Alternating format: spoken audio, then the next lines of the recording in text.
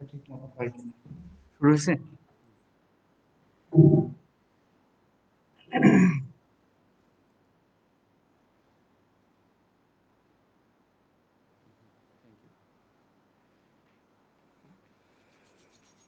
Should I start? Start করবো? Okay.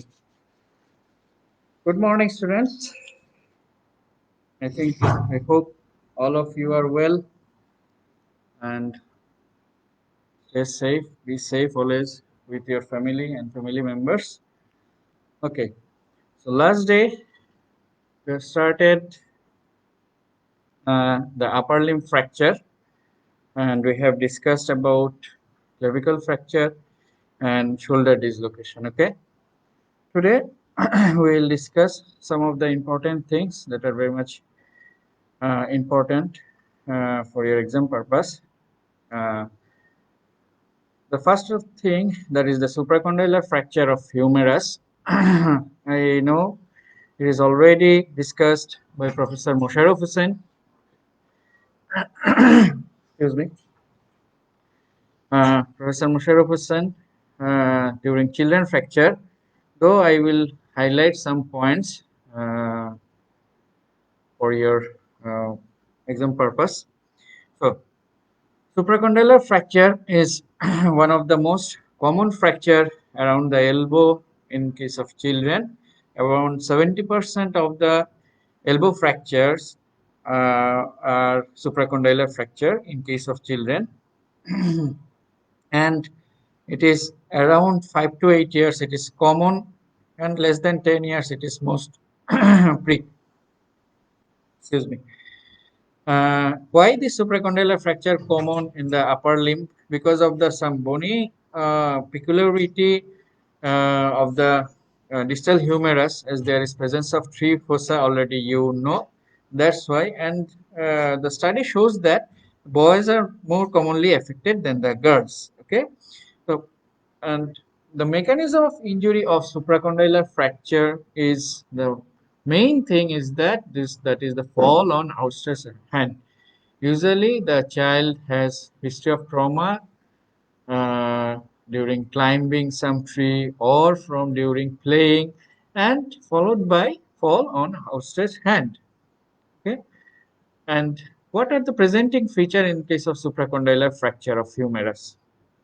First of all, patient came to you, or patient parents came to you with his or her child has pain around the elbow joint along with swelling and sometimes some deformity present around the elbow.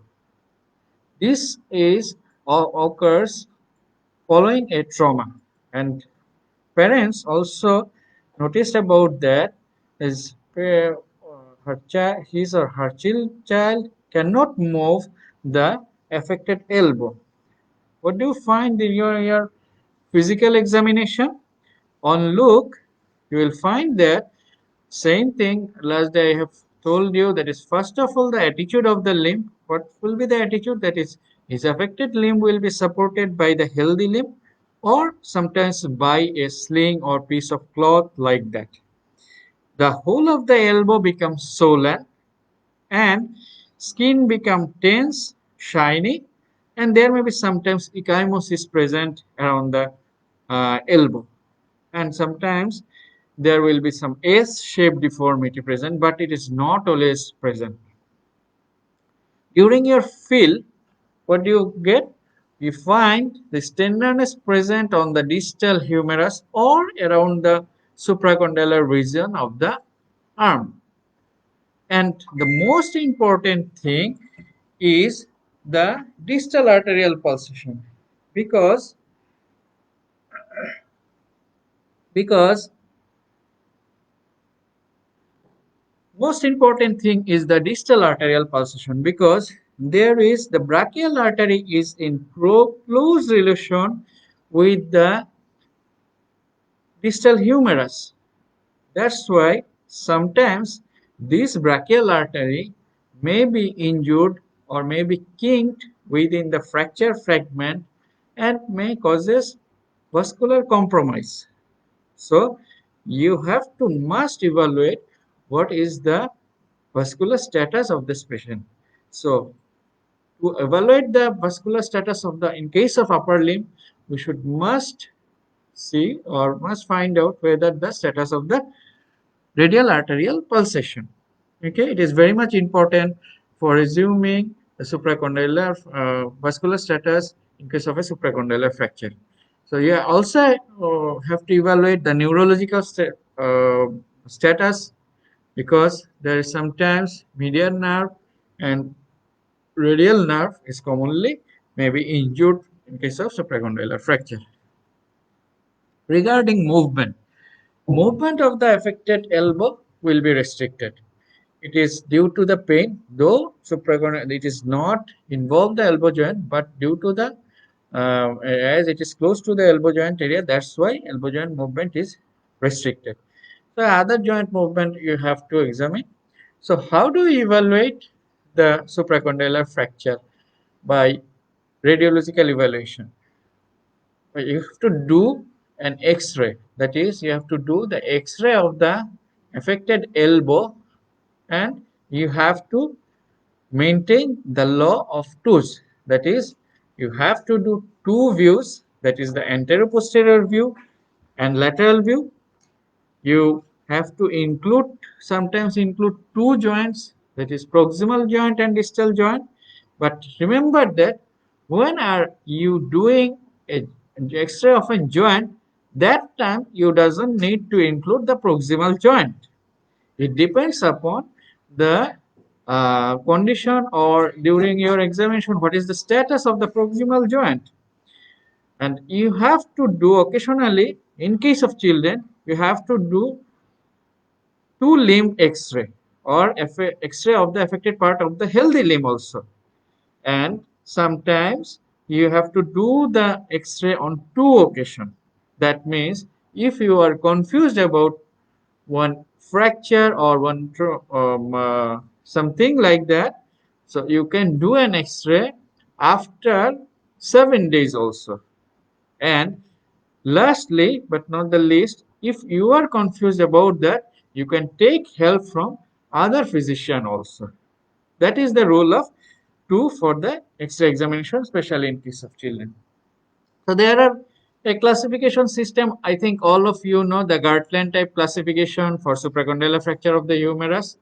That is according to the X-ray. That is basically the extension type and flexion type. Among them, extension type is common, which is posterior type, and flexion type is anterior variety. So extension type again divided into three types: type 1, 2, and 3. Regarding type 1, it is an undisplaced fracture. So you can see that in this X-ray, the arrow shows this is the fracture, it is undisplaced fracture, okay? And this is posterior fat pad sign, it is not so much important for you. And type 2 is an angulated fracture. Here you can see that the posterior cortex is intact, but anterior cortex is fractured and it is angulated, okay? This is the lateral view and this is the AP view, okay? This is type 2. And type 3, it means complete displacement with rotation. You can see here is it is the AP view where the fracture is completely displaced, and this is lateral view, it is posteriorly displaced also. Again, it is divided into posterior medial type and posterior lateral type, okay? So how do you manage according to the type of the supracondylar fracture? Very simple. For type 1, it is, as we know, it is an undisplaced fracture. So most cases or all of the cases, we can treat it by immobilizing by a long arm back slab for 3 weeks and at 90-degree flexion. Okay. So long arm back slab for 3 weeks. This is the treatment for type 1, that is undisplaced supracondylar fracture. And type 2 fracture, it means there is posterior angulation. So as the posterior cortex remains intact, so it will, the posterior aspect, we know that there is a muscle called triceps which will act as a splint for this splint will prevent further displacement. So that's why we can treat it also by long arm back slab for 3 weeks. But you have to evaluate further X-ray whether the fracture becoming displacing or not. That's the thing for the type 2 fracture. Regarding type 3, as it is completely displaced fracture with complete rotation, so you have to go for reduction. According to principle of fracture treatment, you have to go for reduction. It may be closed reduction, may be open reduction. So usually we tried for closed reduction under general anesthesia with percutaneous spinning. It is the new trend or current treatment for the type 3 supracondylar fracture. Sometimes spinning is not necessary if we find that after reduction is the fracture is stable, then you doesn't need to pinning. Or if there is the fracture is unstable even after closed reduction, then you have to go for the percutaneous pinning or percutaneous K-wire fixation. When the closed reduction fails, then you have to go for open reduction. Okay, so the complications are very much important for the supracondylar fracture. There are some early and late complication. Early complications are there may be injury to the vessel, there may be injury to the nerve. Already I have told you which vessel, there is the brachial artery may be injured, nerve among them median nerve and radial nerve may be injured. If is there any brachial artery or vascular compromise, it may causes compartment syndrome, and ultimately if you not treat it, it may develop Volkmann's ischemia. So as a late complication, you may find malunion, some deformity like cubitus varus and cubitus valgus, and if you develop Volkmann's ischemia is early complication, late complication, you may proceed into Volkmann's ischemic contracture. There is other things patient may develop, that is the tardy ulnar nerve palsy, especially in case of cubitus valgus, um, uh, or in case of posterior lateral displacement, it is much more common, and myositis ossificans, and ultimately the if you doesn't go proper rehabilitation after removal of the back slab, you may face the stiffness of the elbow. So this is all about supracondylar fracture of humerus. Okay. Now we will discuss two important fracture of the forearm. That is, one is Galeazzi fracture dislocation, and another will be Montezier fracture dislocation. I think you know about these two things. So first of all, the Galeazzi fracture dislocation. What was that? According to definition, when there is fracture of the radial shaft, usually in the distal third or any other region of the shaft of the radius, with dislocation of the distal radioulnar joint, that is called Galeazzi fracture dislocation, or sometimes we call Galeazzi fracture also. So how does the patient present? Usually Galeazzi fracture dislocation occurs in case of adult patient. It is very much unlikely in case of children, but adult it is much more common.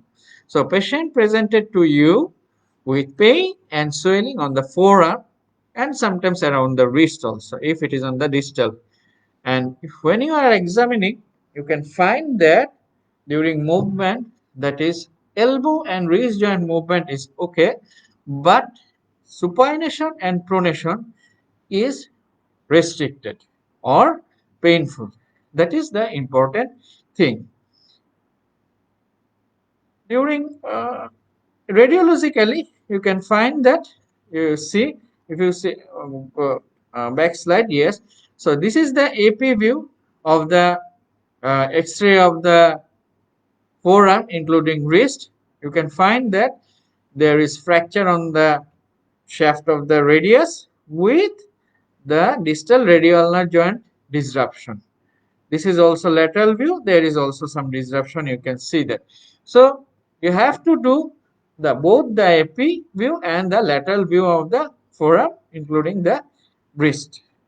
So treatment is of the Galeazzi fracture is straight away operative treatment. there is usually no way of conservative treatment for the Galeazzi fracture because as there is both fracture and dislocation, you have to restore the length of the radius as well as you have to correct the dislocation of the distal radioulnar joint. That's why the treatment option is the open reduction and internal fixation, and you have to fix it with plate and screw. Okay, so and regarding the distal radioulnar joint stability, it depends upon after fixation of the radius.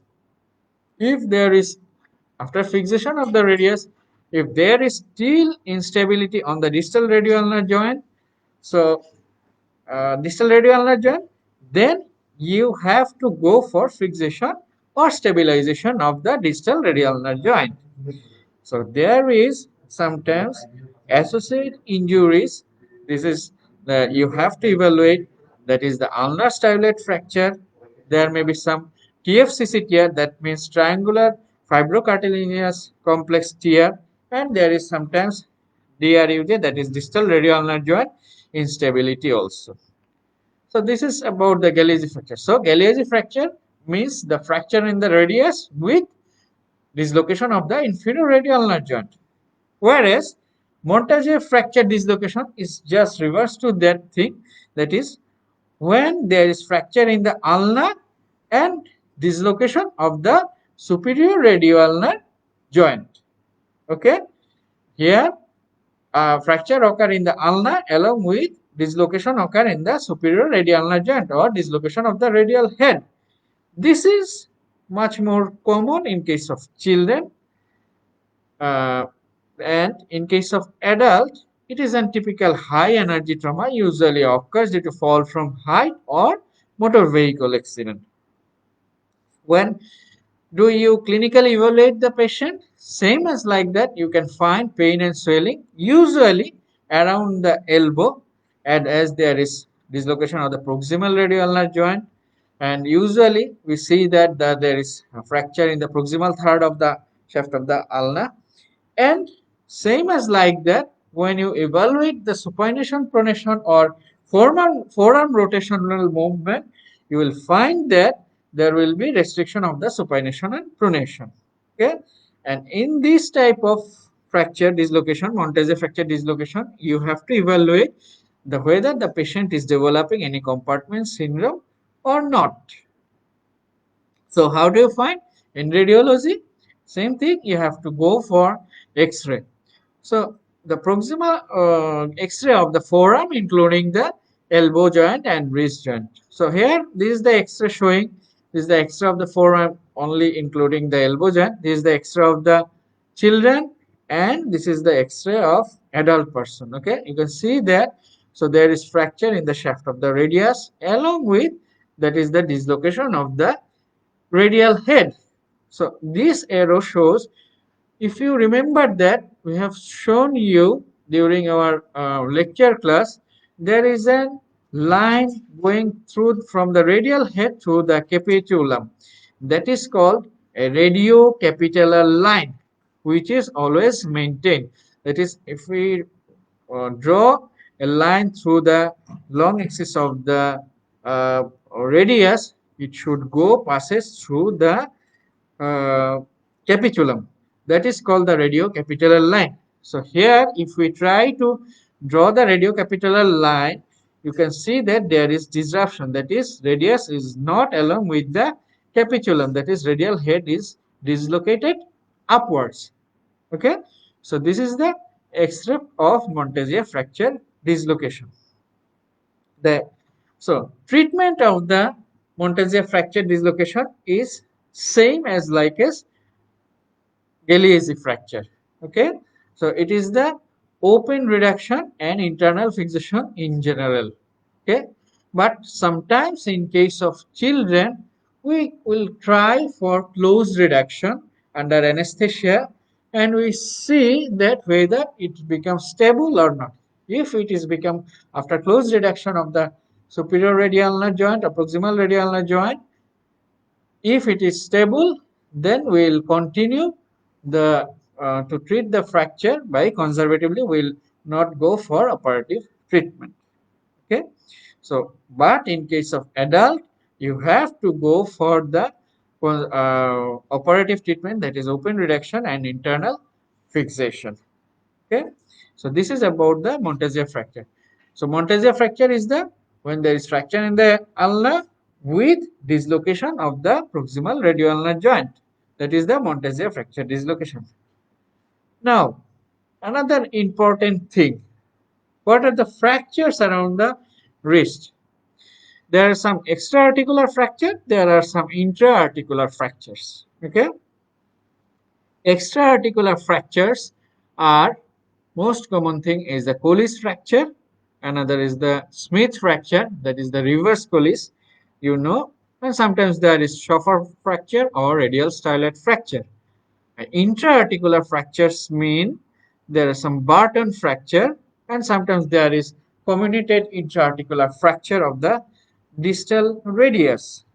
So the important thing is the Colles fracture. So this is uh, you know that the Colles fracture is uh, described by Sir Abraham Colles, who is a British surgeon in 1814. He said that, or he found that, when there is fracture on the distal radius or lower end of the radius, which is within 2.5 centimeter of the distal articular surface, with or without fracture styloid process of ulna, that is called the Colles fracture. Sometimes along with that there is some displacement also there. So this is the actual definition for the Colles fracture. So the main mechanism of Colles fracture is the fall on outstretched hand. This is the main chief mechanism of injury in case of Colles fracture.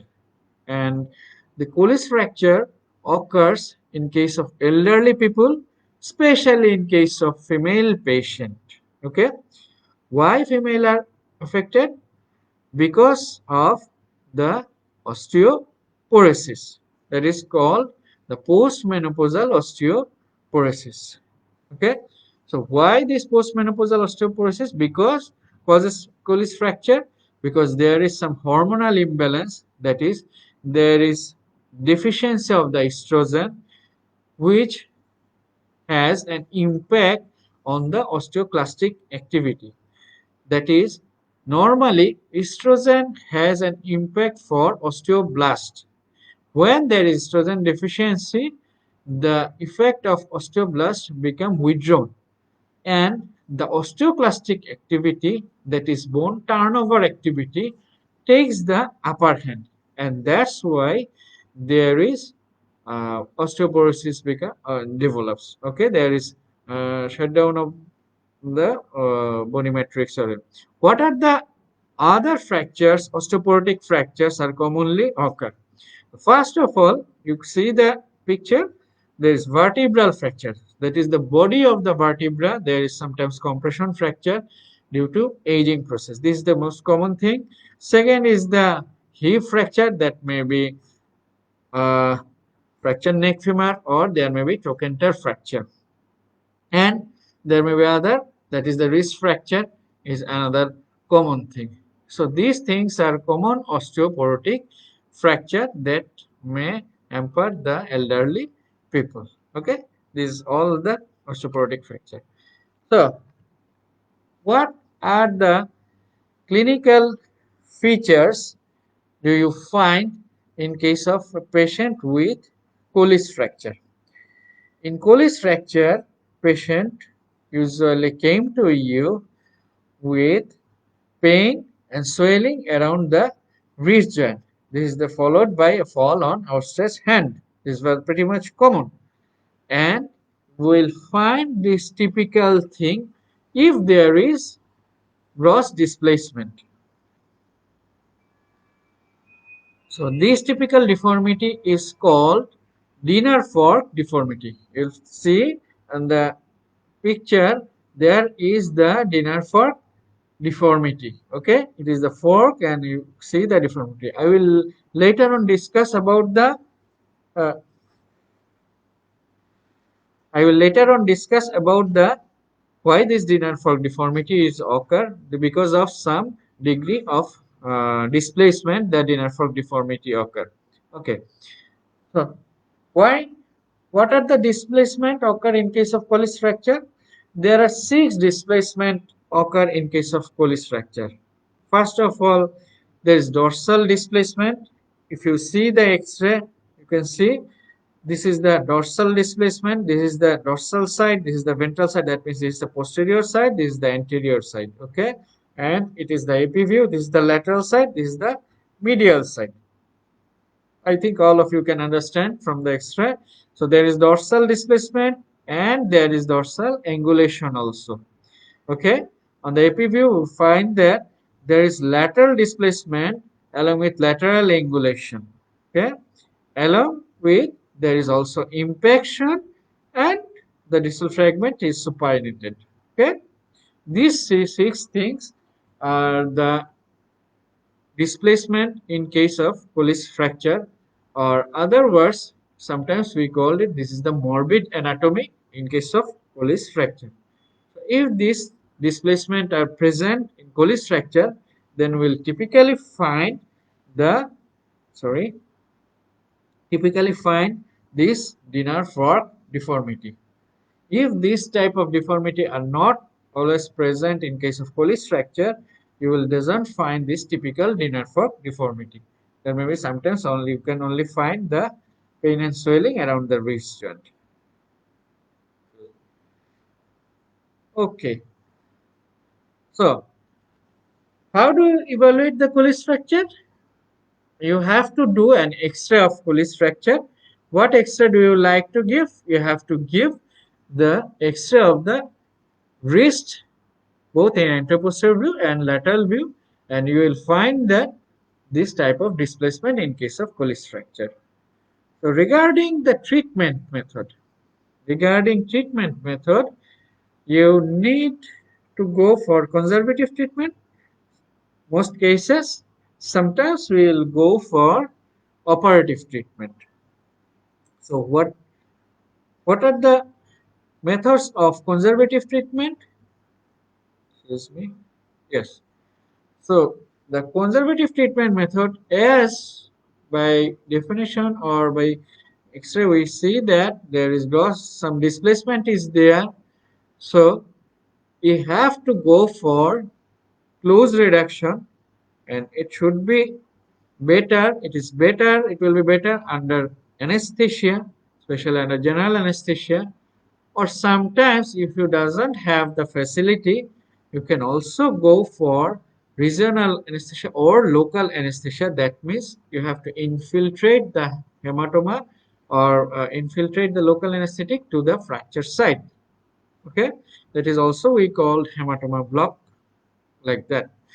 And then after that you have to reduce the fracture first. For that thing, you need to go for by traction and counter traction method. That is, the surgeon will give traction and assistant will go for counter traction. After reduction of the fracture, you have to check the position of the fracture if it is possible under NCR or fluoroscopic guidance, and then you have to immobilize the fracture by Colles plaster. Okay, so you have to keep the plaster for up to 6 weeks. So usually what we do is that we have to first apply, before applying the Colles plaster, we have apply a long arm back slab or full plaster for 2 to 3 weeks, and after that we apply the Colles plaster for another 3 weeks. That means total 6 weeks you have to need for immobilization. Remember that during this immobilization, the most important thing is the rehabilitation. That is, as we know, it is most commonly occur in case of elderly people. So they are very much prone to develop stiffness of the joints. That's why we have to give the movement of the shoulder as well as movement of the fingers. Otherwise, the patient will develop some as a complication the shoulder stiffness later on. That's why you have to go for rehabilitation of the other part. So this is the Colles plaster. The Colles plaster, sometimes in your exam it is asked, what is Colles plaster? Colles plaster is a special type of below elbow cast. You have to remember that. And there is something like you have to go for 10 to 20 degree of palmar flexion, that is 10 to 20 degree palmar flexion, and you also need 15 to 20 degree ulnar deviation. Okay, so if you can remember, you will better, that is 10 to 15 degree of palmar flexion and ulnar deviation in case of Colles plaster. And what points do you like to see when after an if you doesn't have an X-ray, or if you doesn't have a fluoroscopic guidance during close reduction, you have to see the level of the styloid process which goes restored back to the normal. That's the point you can see, or you can assess your reduction. That is, we know that normally when the radial styloid process is 1 centimeter lower or 11 millimeter lower than the ulnar styloid process. So when you go for close reduction, you have to restore that length. That is one of the indication for your assessment of the reduction. And sometimes we need to go for surgical method. It depends upon if after close reduction the fracture is not stable, then you will go for, sometimes we can go for percutaneous pinning, that is close reduction, and after that some K-wire fixation was done. Okay, and if it is not stable by this thing, you have to go for open reduction as with plate fixation. Especially these things are necessary in case of adult patient, because in adult patient you have to restore the full anatomical reduction for the distal radius fracture, especially for the Colles fracture. But okay, so mainstay of Colles fracture is the conservative treatment. Most of the cases we treat the Colles fracture by conservative way, that is the close reduction under anesthesia. You have to go for long arm back slab or long arm full plaster for 3 weeks. After that you replace the plaster by Colles plaster for another 3 weeks. That is the mainstay of main indication, or sorry, mainstay of treatment of in case of Colles fracture. So regarding complication, there are some early complication, late complication. Early complication is, I have already told you that there may be unstable reduction, there may be sometimes median nerve stretching, and there very uncommon, there is injury to the radial artery. The late complication that are much more common, that is the malunion. Sometimes you will find that even after a good reduction in the initial X-ray, when you remove the plaster or gradually after time going, there will be some malunion, that is the radial deviation of the hand. But these are pretty much common. This is the malunion, as there is the distal radius, there is a cancellous bone is there, and cancellous bone is usually unite by compression. That's why sometimes malunion is common.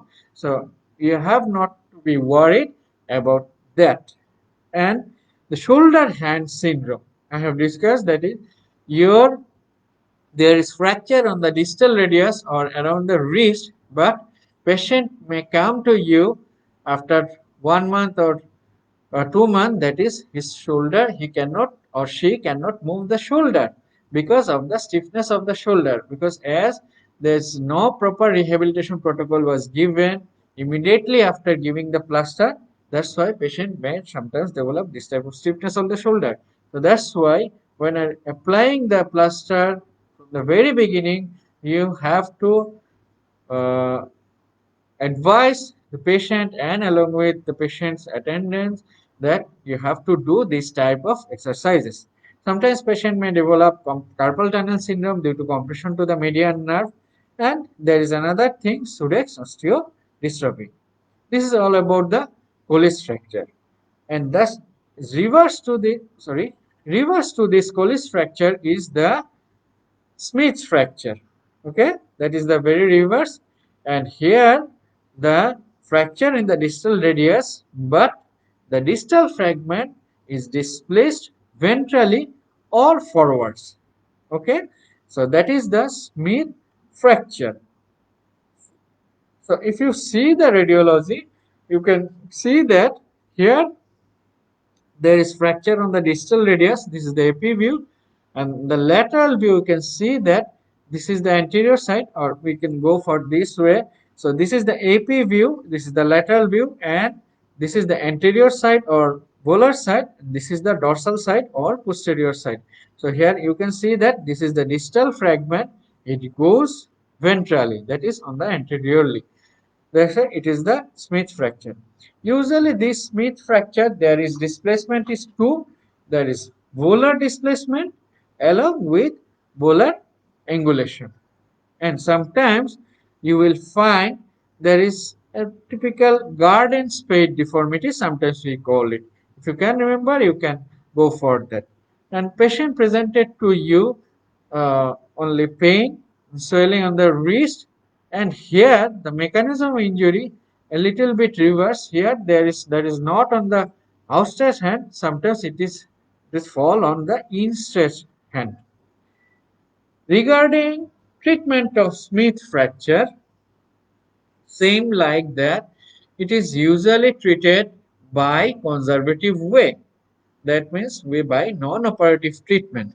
So as it is a displaced fracture, so you have to go for reduction, and it is better go for closed reduction under general anesthesia.